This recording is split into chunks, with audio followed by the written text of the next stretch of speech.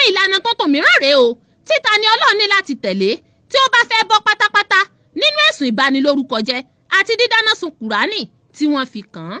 Agbẹjọ́rò Sahad Imam ló gbé àwọn ìlànà tuntun náà kalẹ̀ níwájú ilé-ẹjọ́.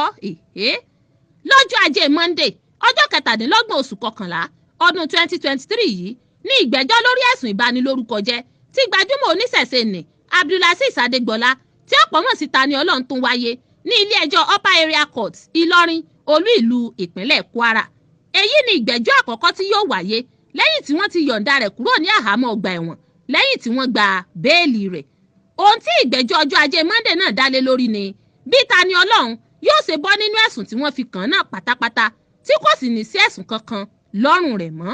Nígbà tó ń sọ̀rọ̀ nílé ẹjọ́, agbẹjọ́rò Usman Sahad Imam tó ń sojú àfọ́ Òkútagidi tó fẹ̀sùn ìbanilórúkọjẹ́ kan Tani Olohun ní fọ́nrán fídíò ẹ̀bẹ̀ tó ṣe síta kò tíì tó láti wọ́gi lé ẹjọ́ rẹ̀. Agbẹjọ́rò náà Sahad Imam ní àwọn ìlànà kan wà tí olùjẹ́jọ́ náà ní láti tẹ̀lé tí oníbàárà òun fi lè wọ́gi lé ẹ̀sùn tó kà sí Tani Olohun lọ́rùn. Ó ní Tani Olohun kò kàn sí àwọn tó fi gbé fọ́nrán fídíò kan tó gbé jáde níbi tó ti ń bẹ àwọn èèyàn kí wọ́n ó má bínú sí i. Wọ́n ní tí àwọn bá mọ ìgbà tí ó fẹ́ ṣe fọ́nrán fídíò náà níṣẹ́ làwọn ìbá ṣàlàyé fún un àwọn nǹkan tí ó yẹ fún un láti ṣe. Nínú èsì rẹ̀, agbẹjọ́rò tó ń dúró fún Tani Olohun ọ̀gbẹ́ni Adémọ́lá Banks sọ pé ohun tí ìmáàmù gbé kalẹ̀ fún ilé-ẹjọ́ jẹ́ ìyàlẹ́nu fún àwọn.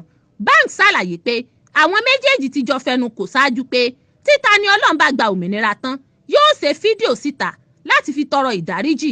Ó sì ti ṣe bẹ́ẹ̀ ní kété tí ilé-ẹjọ́ gba béèlì rẹ̀. Ó ní àwọn ìlànà tuntun tó fi lélẹ̀ yìí jẹ́ ìyàlẹ́nu fún òun. Gẹ́gẹ́ bí agbẹjọ́rò Imam ṣe sọ, ó ní àwọn nǹkan mẹ́rin ní àwọn fẹ́ látọ̀dọ̀ Tani Olohun àti agbẹjọ́rò rẹ̀ tí ọ̀rọ̀ náà bá máa parí pátápátá. Ó ní Tani Olohun gbọ́dọ̀ tọrọ àforíjì èyí tó máa tẹ̀ jáde nínú ìwé ìròyìn Nigeria National Daily méjì ọ̀tọ̀ọ̀tọ̀. Tani Olohun nílò láti tọ àwọn mẹ́rẹ̀ẹ̀rin tó pè lẹ́jọ́ lọ láti tọrọ àforíjì tí àwọn yóò sì yà á ní fídíò bí ó ṣe ń bẹ̀bẹ̀. Bákan náà ni ó tún ní láti kọ ìwé ẹ̀bẹ̀ sí ilé ẹjọ́ kọ̀ọ̀kan tó ń jókòó lórí ẹjọ́ rẹ̀. Níparí, ó ní agbẹjọ́rò rẹ̀ náà pẹ̀lú gbọ́dọ̀ kọ ìwé ẹ̀bẹ̀ sí àwọn ilé ẹjọ́ wọ̀nyí pẹ̀lú. Lẹ́yìn ìtàkùrọ̀sọ àwọn agbẹjọ́rò náà nílé ẹjọ́ nínú ìgbẹ́jọ́ tí ó wáyé ní ilé ẹjọ́ lọ́jọ́ Ajé Monday, adájọ́ Sunday Adéníyì sọ pé ilé ẹjọ́ yóò fún wọn ní àǹfààní láti sọ àsọyépọ̀ kí wọ́n sì pinnu lórí ohun tí wọ́n bá fẹ́ ṣe. Lẹ́yìn náà ló sún ìgbẹ́jọ́ sí ọjọ́ 15 oṣù kìíní ọdún 2024.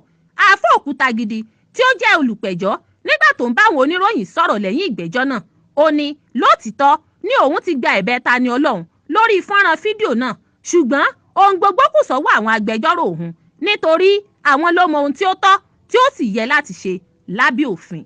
Ìlú mọ̀ọ́ká ẹlẹ́sìn ìṣẹ̀ṣe náà Abdulazeez Adégbọlá Tani Olohun ni yóò tún farahàn nílé ẹjọ́ lórí ẹ̀sùn ìbanilórúkọjẹ́ tí wọ́n fi kàn án lóṣù kínní ọdún tó ń bọ̀.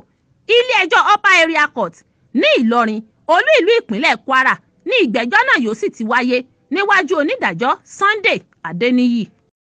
Ilé ẹjọ́ Upper Area Court náà ló ti kọ́kọ́ gba béèlì rẹ̀ ní ọjọ́ 15 oṣù kẹrin ọdún yìí, ṣùgbọ́n kò lè gba òmìnira lọ́jọ́ náà nítorí àwọn ẹ̀sùn yòókù tó ń jẹ́jọ́ rẹ̀ ní àwọn ilé ẹjọ́ yòókù.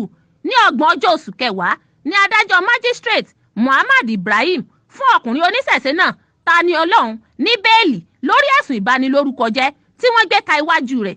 Èyí jẹ́ béèlì kejì nínú 4 tó nílò láti gbà kó tó lè gba òmìnira láhàámọ́ tí wọ́n sọ sí. Ṣùgbọ́n ní ọjọ́ 16 oṣù kẹwàá ní adájọ́ magistrate Muhammad Adam tó gba béèlì rẹ̀ fún ẹ̀sùn 2 ìbanilórúkọjẹ́ àti dídáná sun Kùránì tí wọ́n fi kàn án.